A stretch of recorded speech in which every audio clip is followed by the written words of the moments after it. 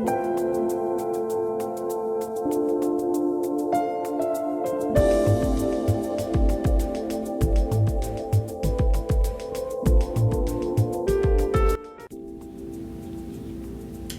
there, my name is Chris Group and I am the CEO of Aesthetic Advisor Laser Academy.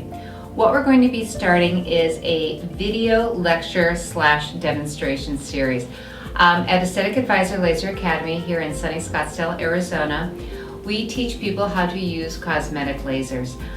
So in order to benefit some of the learning process, what we've done is basically taken the different treatments, broken them down by body part, modality, laser, intense pulse light machine, whatever we're going to be using for that treatment, and give you not only a point of view from your point of view, but also a point of view from me, which is going to be called the Chris Cam. So in a few minutes when you see the first video, what you're going to be looking at is me with a super cool camera strapped to my head.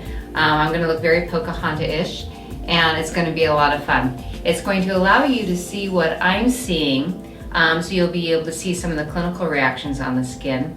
And also you'll be able to see from your point of view. It's a really unique way of training in aesthetics and also in aesthetic lasers, and we're really happy to be able to bring this to you. So welcome. I hope that you enjoy these treatments and also that you learn quite a bit. Thanks. Hi there, this is Chris Group with Aesthetic Advisor Laser Academy, and right now I am going to show you the Palomar Vectus 810 nanometer diode. This is used for hair reduction only.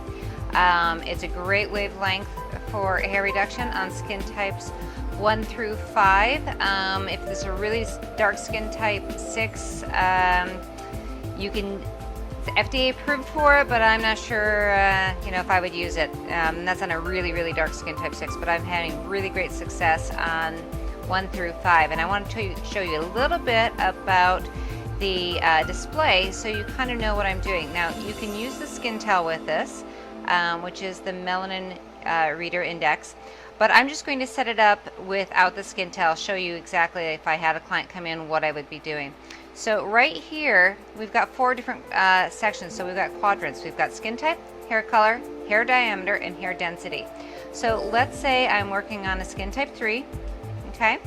And the hair color is dark brown, and the diameter is medium, and I've already done a couple of treatments on this person. Let's say I'm doing an underarm, so our hair density is medium. We pick those parameters, hit next, and it tells us what our pulse duration, which is the time, the milliseconds, and what our fluid should be. So how much energy spread out over how much time. This is a great tool in doing hair reduction because the machine kind of does a lot of the thinking for you. Not saying that your own brain shouldn't override anything if you think the clinical reaction after doing your test spot isn't appropriate, but it's a really great tool. So we've got our hertz rate, how fast we're going to fire it. We're going to turn it to medium, 1.0 hertz. If we were at slow, it would be 0.5. If it was fast, it'd be 3. Now, I've been doing this for a super long time, like almost 10 years, and 3 hertz, by the way, is too fast for me, which means it's probably going to be too fast for you. You never want your hertz rate, which is how fast it's firing, like beep, beep, beep, beep, beep, faster than what your skill set is. I feel more comfortable at 1 hertz. That way, if the person makes a little move, jumps a little bit, I can always basically pull my hand off of the trigger, my finger off the trigger. We've got our count over here. Now the max pulse, this is going to tell us whether we're going to be doing our settings ourselves or if we're going to have the machine do our settings. And then our optic, we've got a small and a large. This has 2 different hand pieces. I'm going to show you the small one, which is 12 by 12 millimeters. And the large one right here is 23 by 38, I believe, is the size of that one. This is great for really large treatment areas, backs, chest, abdomen, legs, things like that. I've got the small hand piece in because I'm going to be doing somebody's axilla, which is their underarm. And when the machine is turned off, I will show you how to look at that, but it is a laser. I can't point it at the camera, so we're going to wait. So down here we've got our standby and our ready mode. When I hit ready, the machine is ready to fire. Standby is when I'm not using it.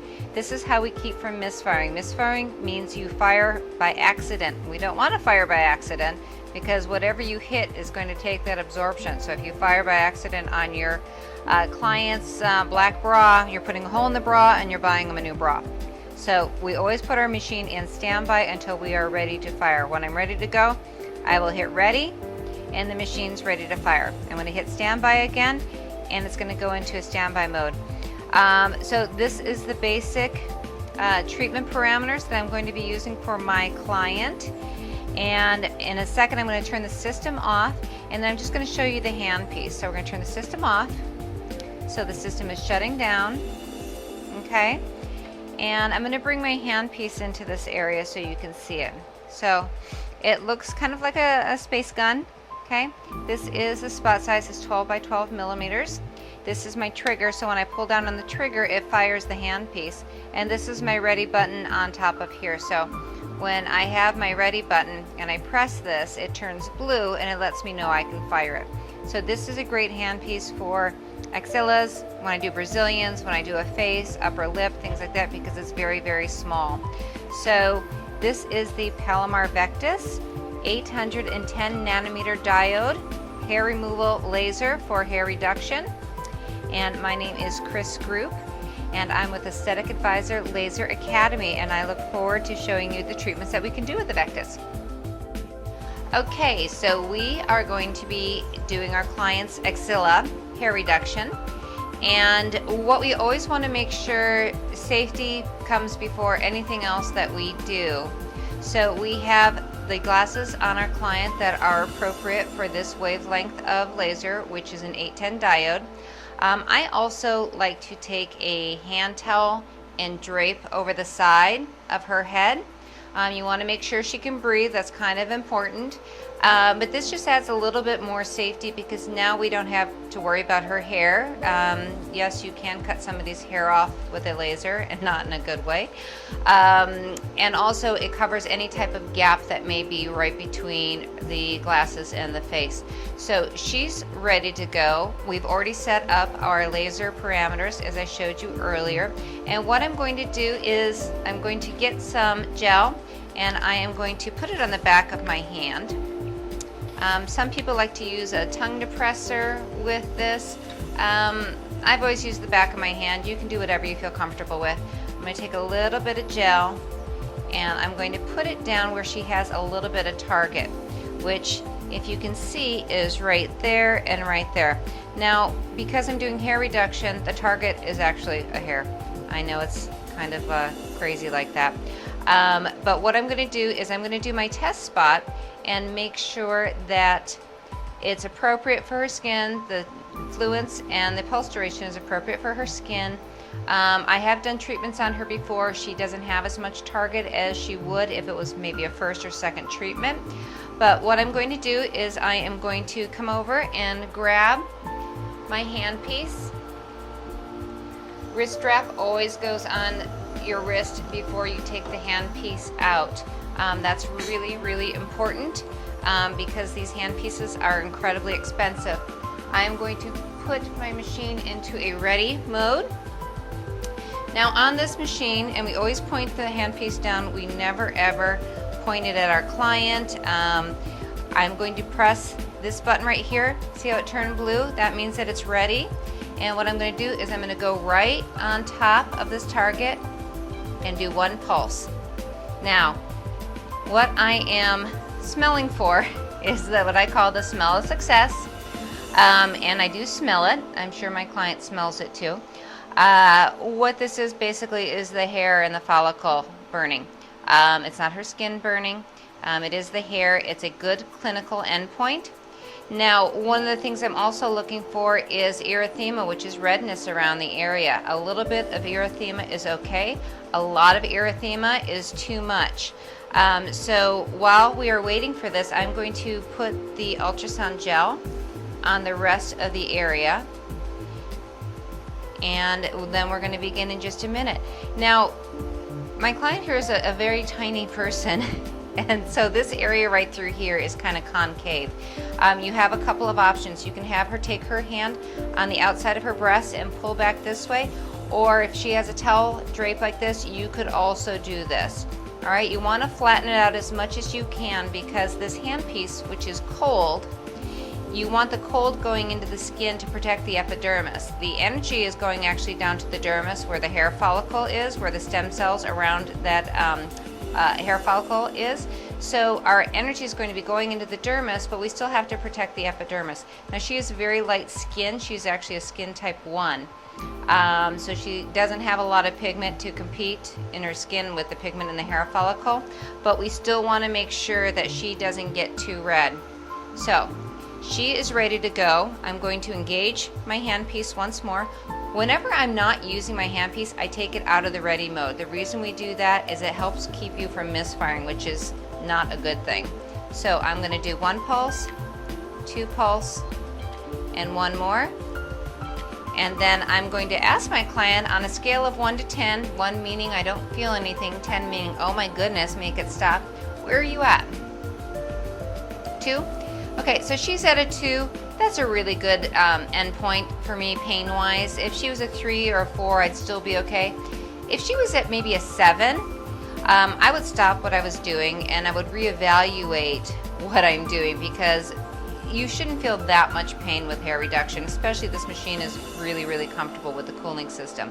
So if she was at a 7 or 8, I would probably think that my fluence, which is how much energy is coming out, is either too high, or maybe she's had some unexpected sun exposure that is causing the pain. Now this is in her underarm. She's not on a tanning bed, so I would probably guess it wouldn't be sun exposure, it would probably be too much fluence.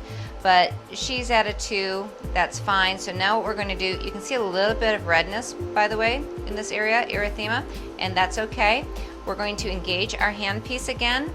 I'm going to stretch out the skin, and I'm going to move my handpiece through the area.